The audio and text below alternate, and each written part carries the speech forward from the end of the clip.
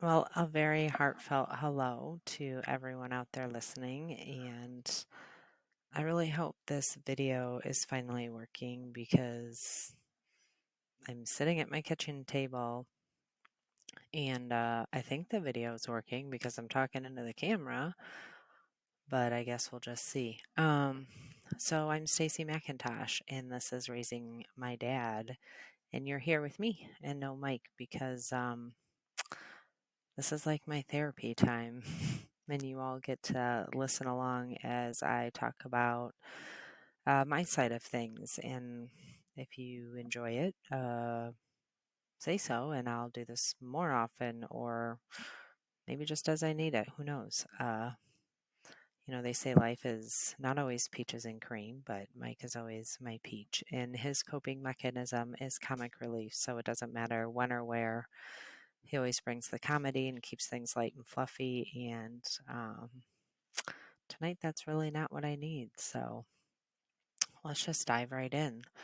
Um, so if you've been following along at all, the video that was made, and we kind of talk briefly and touch lightly on, some of the timelines and stuff. But um, I just turned 45 years old on April 8th. And I guess people can probably start, piecing together more details about me as I release them. So I guess forget privacy, but that's why I'm doing this anyway. So, uh, but it was on my birthday that I got the phone call about my dad going in for surgery.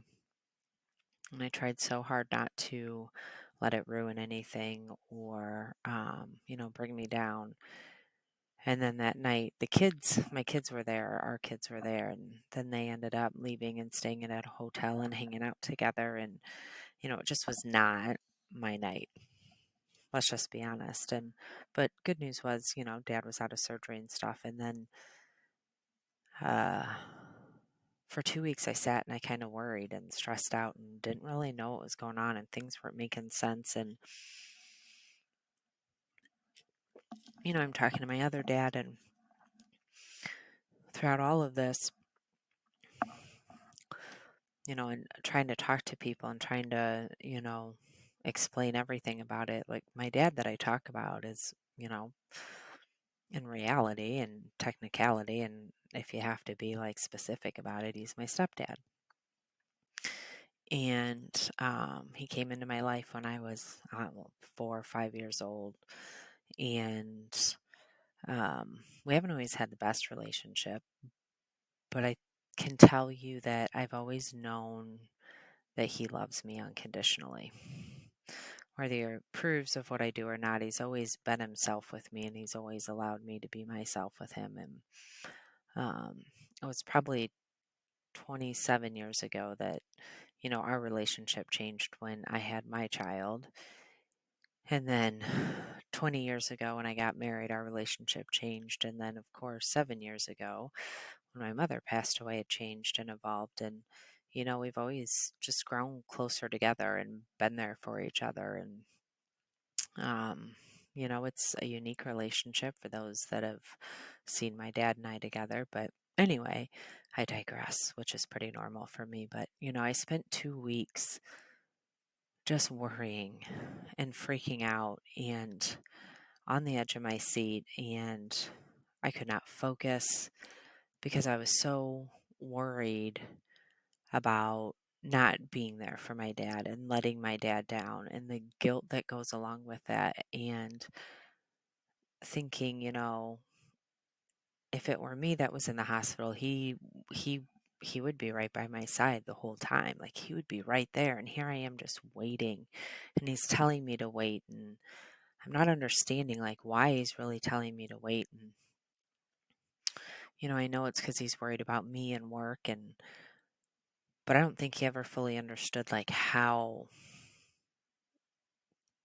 concerned and crazy I was going, not being there for him and not being there with him. And Um, my brother Scott, he tries, but maybe I just have too high of an expectation of what I think family does. And My family unit has always really been me and my husband and our kids, and then my parents and his parents. And so it hasn't been like this big family unit. And, my brother Scott is so much older than I am. I'm 45, he's 60.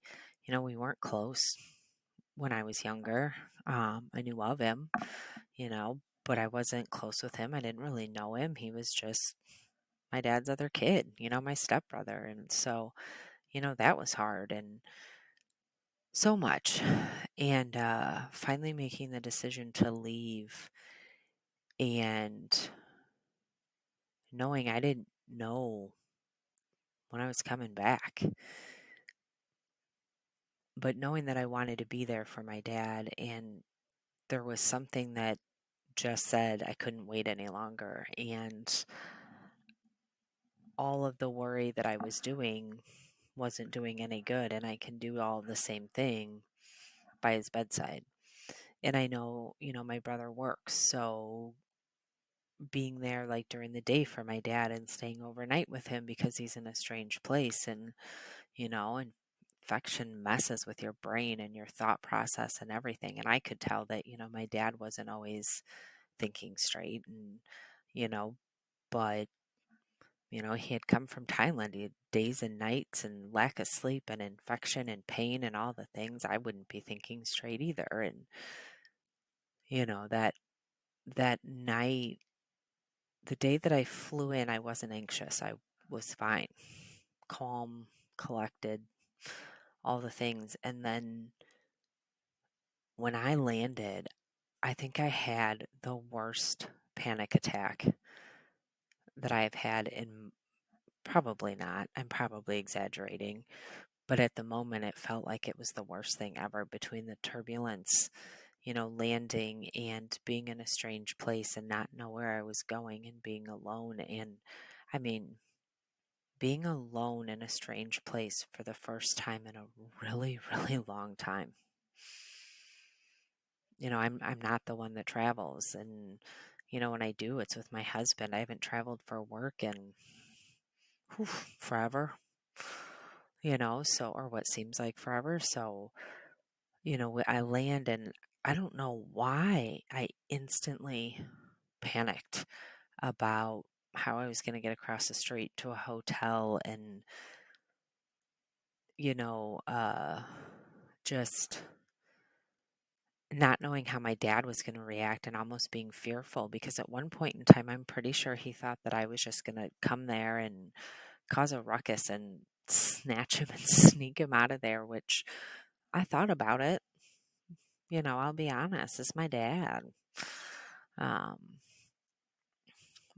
but I also had to try to be respectful. And that was really hard for me to not go in with gangbusters and, want answers and demand answers and really just go in and take a back seat of, it's my dad and he's made these decisions and I respect those decisions and I'm just here to help out in whatever way I can. But that panic attack and all of the fear, for what reason, I don't even know. Maybe I was afraid that he would tell me to get out, or maybe I was afraid they wouldn't let me in. I had no idea.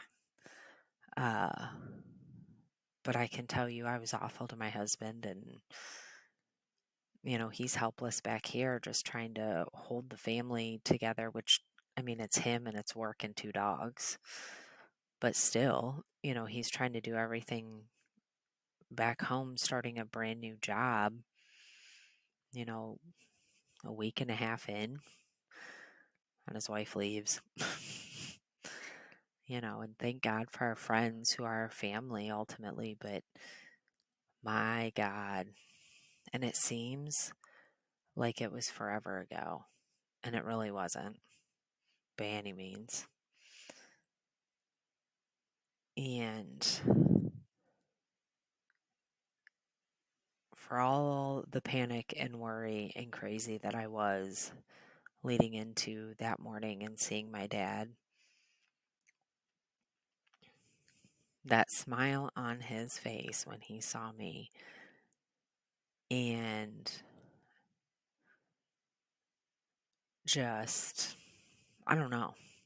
I don't know if something turned around in him. I don't know if it was fear of, excuse me, because I always have my dad obviously text me sometimes when he's downstairs and I'm upstairs.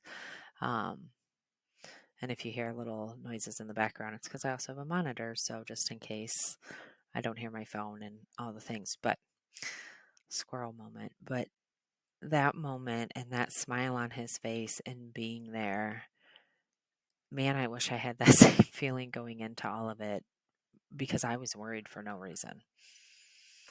I was so panicked and scared, and my dad was happy to see me and, you know, excited and, you know, wanted to know all about my flight and how I got there and how Mike was back home and who knew what and, how was my job about things. And, you know, then I think he crashed for a little bit and took a nap. But I'll also tell you that I was not expecting what I was seeing when I walked into that room, and that's because of who my dad is. Um, he is so positive about everything, and he hasn't always been that way. He would be the one that would, like my mom was the overanalyzer, and well, they said this, but did you see how they acted? And would pick apart over and over and over, family functions and stuff like that. Trust me, those rides home for Cedar Rapids were interesting. But my dad was always this perseverance and fight through, and he didn't talk about it. He didn't tell you what to do. He just did it. And it's admirable and it's honorable and it's, one of the things that he taught me in life, and it's what he's still teaching me now with everything that he's facing. And, it's not always easy. And I'm sure for him, just as much as it's a change for Mike and I mean, it's a huge change for him. But anyway, from that point on, he was all about just persevering and getting through. And don't get me wrong, he would fight himself because of the pain and the fear of being in pain. And it broke my heart every time because, it's my dad at 79 years old who can't even, you know, move his leg from side to side without screaming in pain.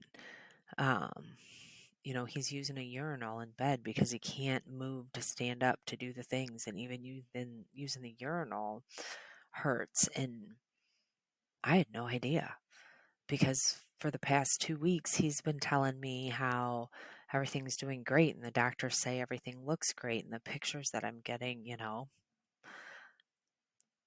not really doing it justice to how swollen this thing is. I mean, it looks like at this point he's got a watermelon sitting on his knee and, down to his toes because his whole lower leg is swollen and it's hot and it's red. And I'm just lost at that moment because I had no idea, because the plan was we were going to walk out of that hospital, that rehabilitation place, and we were just going to take turns driving. There was the possibility that he was saying that he might have to stay at my brother's house for a week or two and do some outpatient services or follow up with a doctor. And I'll be honest, my brain said, no, we're just going to get you home because that's where you belong and that's where you need to be. And I thought maybe I might have to stay with him for a few nights, but we were just going to take turns driving. When he got tired, I was going to drive. And, you know, even though, I had phone calls with nurses and people that I knew and were trying to talk about, wasn't really getting the full picture fed to me either. But I get that in my dad's head and in his world, everything was going to be fine.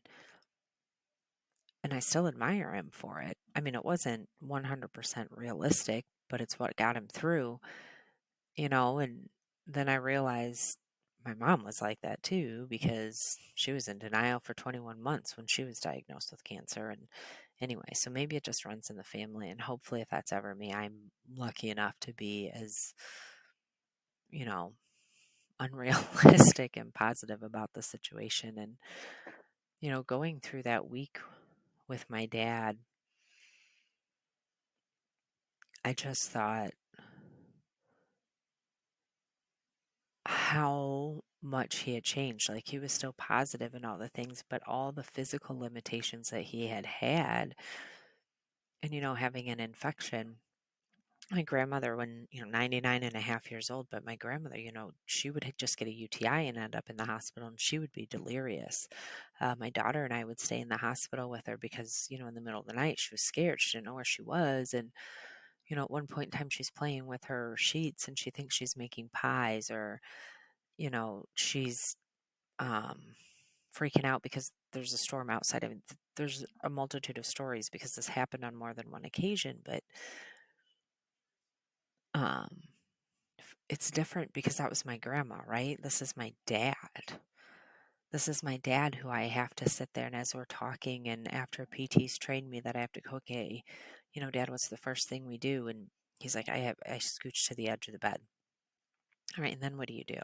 I pull the walker in and one hand here and one hand there, those things had to be repeated like every single time he stood up. Every single time, he was walking and the heel toe. And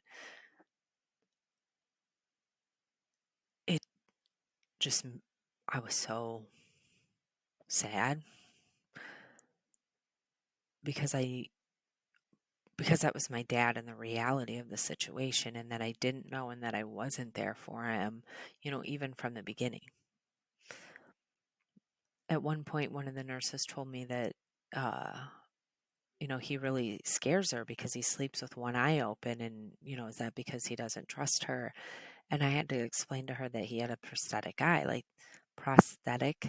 Like they didn't even know things like that. And all of the guilt and then anger, partially because, it was my dad that didn't want me out there. He was telling me, don't come out here until I'm ready. And when I tell you, um, it's because we're able to come home. And, I'm thinking, okay, he's going to get released on Friday, take the weekend to do whatever, and then tell me on Monday it's going to take me a few days to get out there, and all of those things. But like, I wasn't there for him. Like he was in a hotel, like not a hotel, he was in a hospital alone.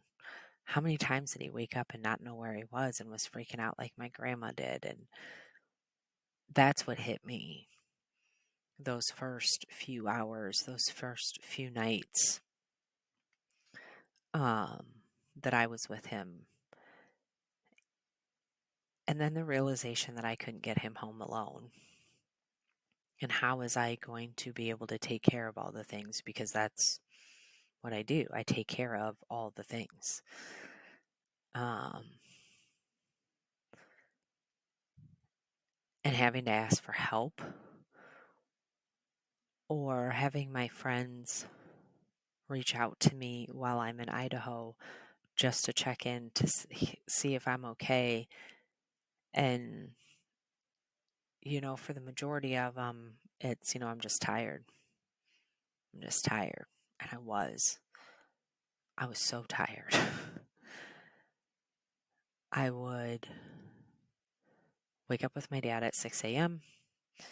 They do the breakfast thing. And I never wanted my dad to just have to wait to get pushed down. And so, I'd be pushing him down, and all kinds of other people are waiting outside the door for him because I couldn't eat while I was there. And I don't think I really did eat much unless my brother brought us food. Food was not a priority. Food was not a necessity. I just wanted to help my dad and be there for him. And so, like, when he slept, I would work.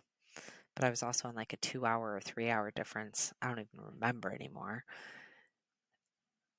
And then he would go to bed, but um, he never watched TV. He'd play on his phone a little bit, and then he was out. He was so tired. He slept so much during that time, during the day at least, and then he'd be up at night.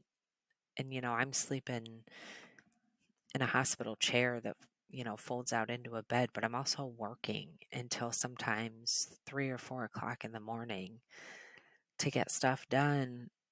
And then I'm waking up again with him at 6 o'clock. And like, even when you sleep, you don't sleep because, the noises wake you up. There's nurses outside, there's beeping, there's people yelling, my dad being one of them sometimes. Um, and so I'm just tired. But still trying to be like cheerful and have that sunny disposition and, really just do what we got to do and let's fight through and let's do everything so we can just get you out of here and we can get you home and we can start addressing whatever issues may be going on. And, you know, at the time still it was get you home to your home and I'll stay with you a few nights. And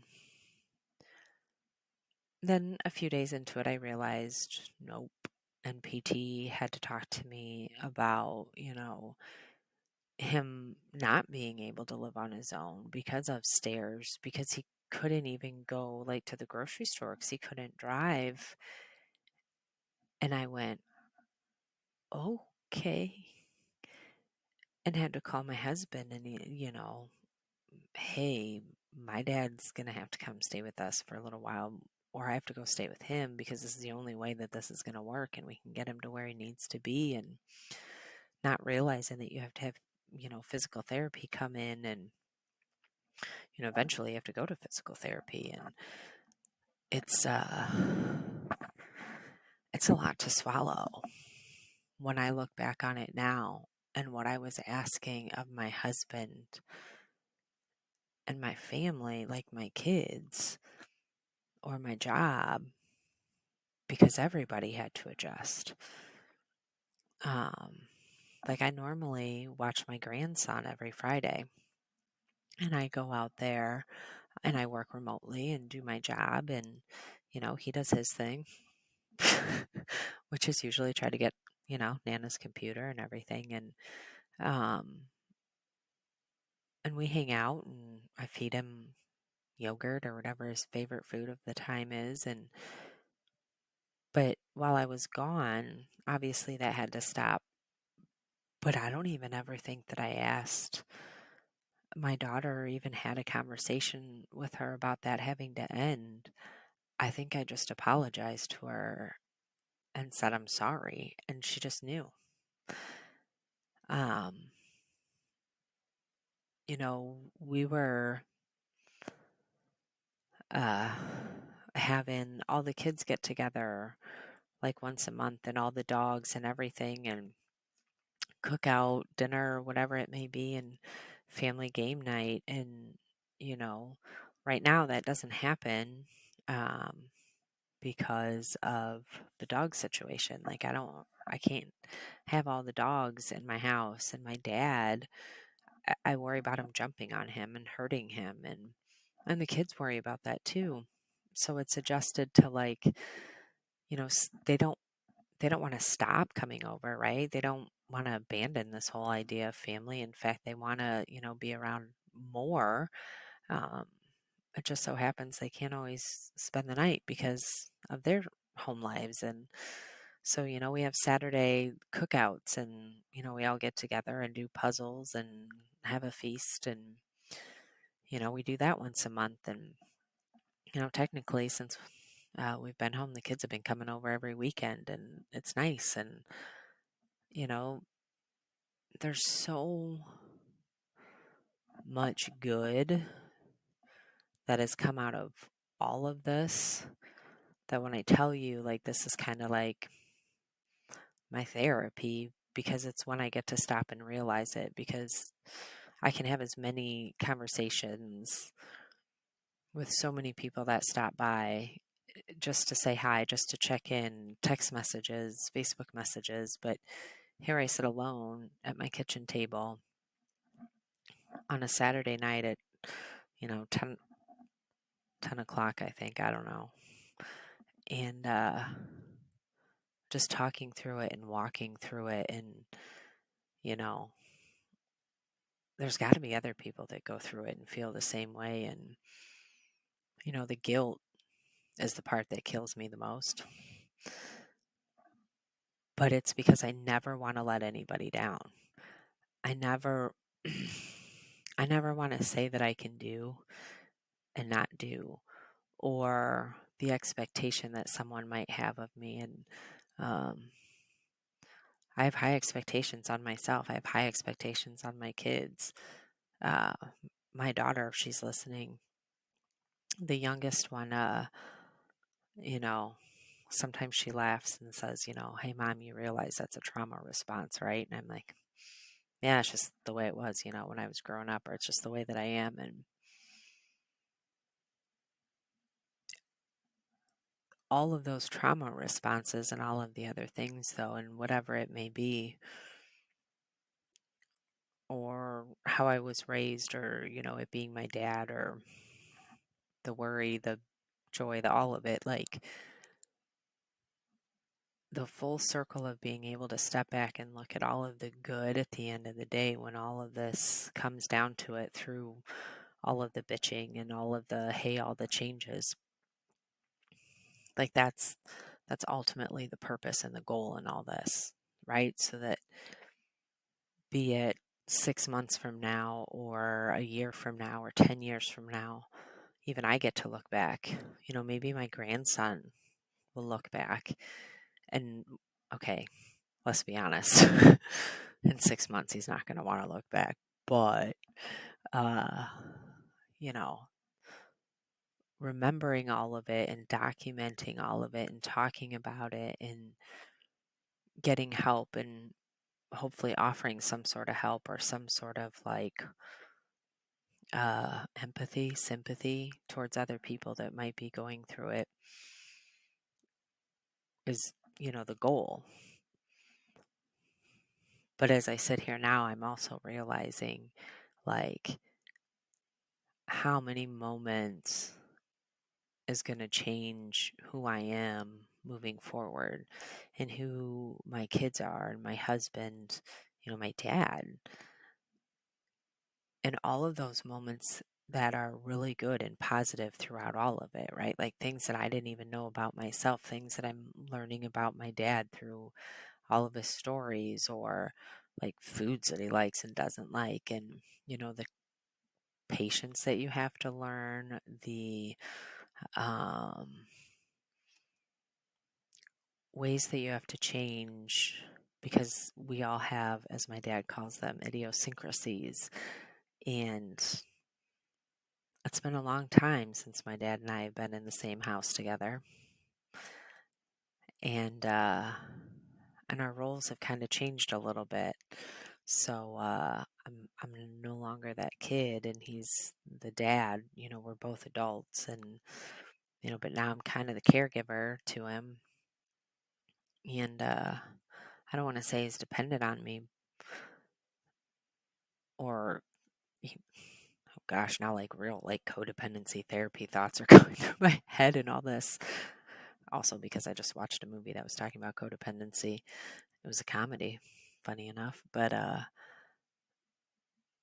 um, oh, squirrel moment, and I lost my train of thought. But I want to celebrate all those good things, and this right here makes me stop and recognize those moments that were really good and that I'm thankful for. Like the fact that my husband didn't even hesitate when I said, so, hey, or that my kids didn't, and, how they all came together and like, what do we have to do to get him back here? And what do you need so that he's set? Or my work and my amazing boss or my friends that checked in on me. Um, that those are the things that I need to remember. And that's what I'm realizing, and that's why I'm doing this, and that's why hopefully I'll do more of them. Just not the intention of it. But anyway, here we are. So hopefully I can do some more. And that's about all I can handle for right now is my dog sneezes in the background. Bless you, Freya. Bless you, Freya. So be kind. Tell someone that you love them. And in honor of Mike, who's not here with us, check in on your family. All right, that's it. Until next time.